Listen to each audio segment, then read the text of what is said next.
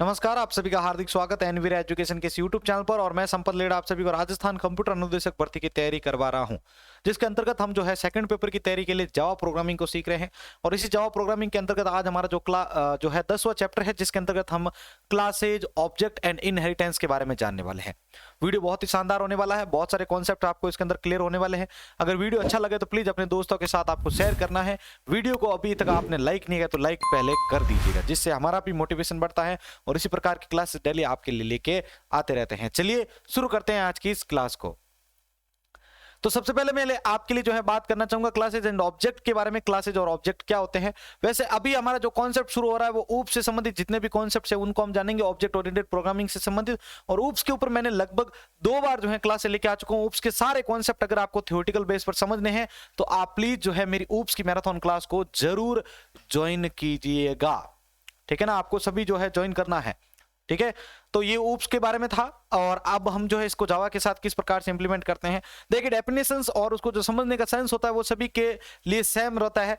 यानी आपने जो वो ऊप्स की मैराथन समझी थी वही यहाँ पर अप्लाई होगी, लेकिन उसको इंप्लीमेंट करने का थोड़ा चेंज जो एक तरीका होता है वो थोड़ा सा आपको चेंजेस मिलेगा। चलिए सबसे पहले मैं बात करता हूँ क्लासेज और ऑब्जेक्ट के बारे में।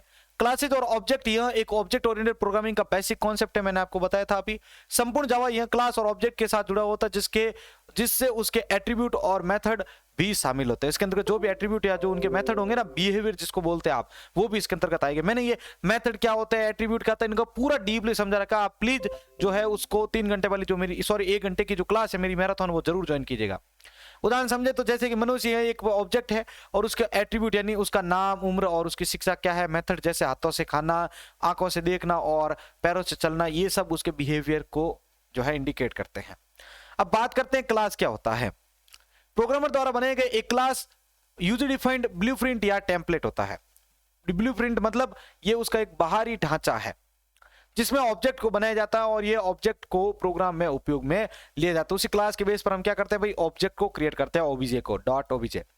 ठीक है, अब यहाँ पर बात करते हैं फॉर एग्जाम्पल एक यहाँ पर सिंपल सा कॉन्सेप्ट बात करते हैं कि मैंने यहाँ पर एक मेल नाम से क्लास बनाई है। ठीक है, पब्लिक प्रकार की। और इसके अंतर्गत मैंने यहाँ पर जो है स्ट्रिंग मैंने नेम लिया, इंटीजर एज लिया और स्ट्रिंग क्वालिफिकेशन लिया है। उसके बाद मैं यहाँ पर जो है वॉइड वॉकिंग नाम से जो है मैं यहाँ पर फंक्शन बना रहा हूँ। और इसके अंतर्गत अगर देखा जाए तो एक मैं यहाँ पर वॉइड सी नाम से फंक्शन बना रहा हूँ। इस वॉकिंग के अंदर अभी मैंने कुछ नहीं किया, ना ही मैंने सी के अंदर कुछ काम किया है। ठीक है, एक और फंक्शन बना रहा हूं मैं ईटिंग नाम से। तो ये इसके क्या है, मेथड्स है। मतलब मैं आपको अभी यही समझाना चाह रहा हूं कि ये जो है इसके मेथड्स होते हैं। मेथड्स मतलब जो उसका बिहेवियर सेट करते हैं। उपरोक्त उदाहरण में मेन जो है वो एक क्लास का नेम है और हम इस क्लास के माध्यम से किसी भी मनुष्य का वर्णन कर सकते हैं। यहाँ पर नेम, एज और क्वालिफिकेशन को मेन के स्टेट्स को दर्शाता है। वॉकिंग, सी और ईटिंग ये जो है बिहेवियर को दर्शाता है। अब बात करते हैं हम कंस्ट्रक्टर के बारे में। कंस्ट्रक्टर क्या होता है, ठीक है ना। वैसे अभी इसके बारे में मैं आने वाले नेक्स्ट वीडियो के अंदर पूरा का पूरा डीपली लेके जाऊंगा, लेकिन अभी आप सिर्फ इसको सिंपली वे में लेके चलिए। अभी इसको मैं अगले वाले क्लास के अंदर पूरा समझाऊंगा। जब जावा में क्लास बनाया जाता है तब कंपाइलर द्वारा बाय डिफॉल्ट इसमें एम्प्टी कंस्ट्रक्टर बना दिया जाता है। अगर आप कोई भी कंस्ट्रक्टर नहीं बनाते तो उपयुक्त क्लास का नीचे कंस्ट्रक्टर दिया हुआ है जो कि है मेन। और इसके अंतर्गत यहाँ पर जो है इस बॉडी के अंदर जो भी आप काम करना चाहता है। जब ऑब्जेक्ट बनाया जाता है तब कम से कम एक बार कंस्ट्रक्टर चलता है। जब भी ऑब्जेक्ट बनेंगे तो कम से कम एक बार तो ये ऑब्जेक्ट चलेगा, कंस्ट्रक्टर चलेगा। सॉरी, कंस्ट्रक्टर जो होता है ये क्लास के नाम का होता है। आप एक क्लास के लिए एक से ज्यादा कंस्ट्रक्टर भी डिफाइन कर सकते हैं। एक क्लास के लिए हम एक से ज्यादा कंस्ट्रक्टर को बना सकते हैं। यहां पर देख सकते हैं आप मेन नाम की मैंने क्लास बनी है। इसके अंदर मैंने मेन नाम का जो है मेथड बनाया है। यहाँ पर मेन नाम का वापस एक मेथड है, ठीक है ना, पब्लिक टाइप का, जिसके अंदर मैं यहाँ पर डेफिनेशन के तौर में पहले इसमें जो है ये पैरामीटर दे रहा हूँ, स्ट्रिंग नेम और इंटीजर एज को। ठीक है, तो ये कंस्ट्रक्टर को यहाँ पर रिप्रेजेंट करता है, यानी एक बार तो ये कंस्ट्रक्टर चलेगा ही चलेगा कम से कम। बात करते हैं ऑब्जेक्ट के बारे में। तो क्लास में हमने देखा कि क्लास ये ऑब्जेक्ट के लिए ब्लूप्रिंट बनाता है। क्लास होता है वो ऑब्जेक्ट के लिए ब्लूप्रिंट बनाएगा, उसका जो भी नक्शा होगा, जो भी उसका ब्लूप्रिंट होगा, जो उसका ढांचा होगा, नक्शा, वो तैयार करेगा। अब स्पष्ट हो जाता है कि क्लास से ऑब्जेक्ट को क्रिएट किया जाता है। जावा में न्यू कीवर्ड, याद रखिएगा, जावा में जो है न्यू कीवर्ड, ये न्यू कीवर्ड के बारे में ध्यान रखना आपको। जावा में न्यू कीवर्ड के साथ ऑब्जेक्ट को क्रिएट किया जाता है। इन ऑब्जेक्ट को क्रिएट करने से पहले आपको न्यू कीवर्ड का प्रयोग करना पड़ता है। देख सकते हैं यहाँ पर एग्जाम्पल है, अपने पास एक मेन नाम की क्लास है जिसके अंदर मैंने यहाँ पर स्ट्रिंग नेम में दिव्या को भेज दिया है यहाँ पर, और यहाँ पर असाइन कर दिया, सॉरी, और यहाँ पर एज के अंदर मैंने 26 को असाइन किया है। यहाँ पर देखा जाए तो मेन फंक्शन के अंदर जो कि पब्लिक प्रकार का है, मेन फंक्शन के अंदर मैंने यहाँ पर जो है मेन एम और यहाँ पर न्यू मैन मैंने इसके अंदर कर दिया है। उसके बाद बात की जाए तो मैंने यहाँ पर प्रिंट लाइन की मदद से जो है यहाँ पर नेम और उसकी एज जो है यहाँ पर मैं प्रिंट कर दूंगा। तो यहाँ पर देखो दिव्या और उसकी एज जो है वो 26, यानी ये पास होगी पैरामीटर के रूप में, उसके अंदर वैल्यू जाके ये जो है कमांड लाइन आर्गुमेंट के थ्रू हमें जो है आउटपुट में दे दी जाएगी। ठीक है, अब बात करते हैं मल्टीपल अगर ऑब्जेक्ट बनाना चाहते हैं तो इसी एग्जांपल के अंदर आके मैं यहाँ पर बताता हूँ कि ये मेन नाम के मैंने 2 ऑब्जेक्ट बनाए हैं, तो ये मल्टीपल ऑब्जेक्ट बनाने का एक सिंपल सा कॉन्सेप्ट है जिससे हम इसी मैसेज को डबल बार प्रिंट भी कर सकते हैं। ठीक है, तो देखो यहाँ पर name is Divya, age is 26, फिर वापस मैंने इस ऑब्जेक्ट को और चलाया तो यहाँ पर वापस वो इस कॉन्सेप्ट है, नेम इज दिव्या एंड ये 26, मतलब एक ही क्लास में एक से ज्यादा अगर आप मेथड बना रहे हो तो वो एक से ज्यादा मल्टीपल ऑब्जेक्ट को इंडिकेशन देंगे। अब बात आती है कि instance accessing instance variable and method, इनको एक्सेस कैसे किया जाता है वेरिएबल और मेथड्स को। तो यहाँ पर देखो ऑब्जेक्ट के माध्यम से इंस्टेंस वेरिएबल और मेथड को एक्सेस किया जाता है, किसके माध्यम से भाई, ऑब्जेक्ट बनाएंगे और उस ऑब्जेक्ट के माध्यम से ही हम उस वेरिएबल और मेथड को एक्सेस कर पाएंगे। यहाँ पर देखिए, यहाँ पर मेरे पास एक मेन नाम की क्लास है जिसके अंदर मैंने स्ट्रिंग नेम दे दिया है, और यहाँ पर देखो सेट नाम से एक फंक्शन है जिसके मेथड है, यहाँ पर इसके अंदर मैंने यहाँ पर क्या भेज दिया भाई, आपके स्ट्रिंग मेन, यहाँ पर इसके अंदर स्ट्रिंग और मेन नेम जो है मैंने इसके अंदर भेज दिया है। यहाँ पर नेम के अंदर मैंने मेन नेम भेज दिया है, यानी असाइन कर दिया है। Public string gate name function के अंतर्गत मैं यहाँ पर क्या कर रहा हूँ, इसकी डेफिनेशन के अंतर्गत मैं प्रिंट लाइन की मदद से यहाँ पर नेम दूंगा और उसका नाम जो है उसके अंदर की जो भी वैल्यू है वो मैं प्रिंट आउट कर दूंगा, फिर मैं रिटर्न कर दूंगा इस नेम को, जो भी नेम में वैल्यू आएगी। अब देखिए मेन फंक्शन के अंदर जब ये आएगा तो मेन नाम का एक एम ऑब्जेक्ट बने जो कि किसको एक्सेस कर रहा है, न्यू मेन को। ठीक है, ये हम क्या कर रहे हैं, यहाँ पर एक्सेस कर रहे हैं मेथड को, ऑब्जेक्ट को, और यहाँ पर इस ऑब्जेक्ट की मदद से हम सेट नेम के अंदर क्या कर रहे हैं, सेट को दिव्या को जो है इसके अंदर नेम में सेट कर रहे हैं और गेट नेम की मदद से हम इसको एक्सेस कर रहे हैं। तो जब इसको प्रिंट किया जाएगा system dot out dot print line की मदद से, तो यहाँ पर ये दिव्या और वापस न्यू वेरिएबल वैल्यू जो है वो यहाँ पर प्रिंट कर दी जाएगी। ठीक है, ये चीजें थी अभी तक हमने जो देखी थी। ठीक है, यानी किस प्रकार से हम इसको एक्सेस करते हैं, क्या होता है क्लास ऑब्जेक्ट वगैरह। अब बात करते हैं कि इनहेरिटेंस क्या होते हैं। तो इनहेरिटेंस को याद करने का बहुत ही सिंपल कॉन्सेप्ट है कि यहाँ पर मेरे पास 2 क्लास है, क्लास ए और ये है आपके क्लास बी।